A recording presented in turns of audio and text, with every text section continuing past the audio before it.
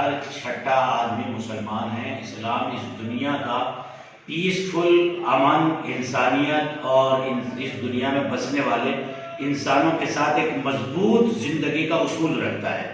ایسی نصرت جہاں اور فتح محمد سینکڑوں آئے جنہوں نے اسلام پر جو ہے داغ لگانے کی کوشش کی اور اپنے گندے نیچر کو سستی شہرت حاصل کرنے کے لیے اور اپنے ذاتی مفادات کو حاصل کرنے کے لیے اپنے آپ کو جو ہے دوسروں کے رنگ میں رنگنے کی کوشش کی، صرف اس لیے تاکہ ہم پاپولر ہو جائیں۔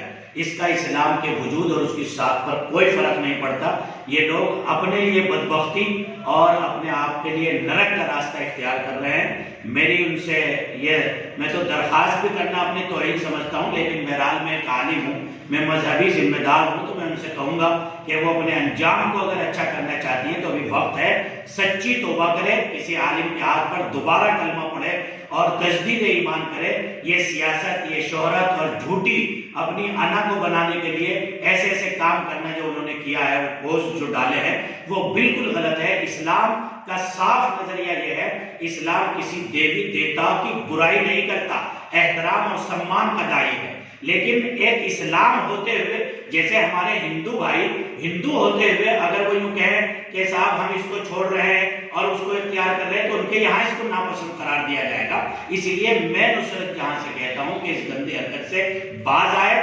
اسلام تیری اس گندی حرکت سے بدنام ہونے والا نہیں، بلکہ تم نرک کے قابل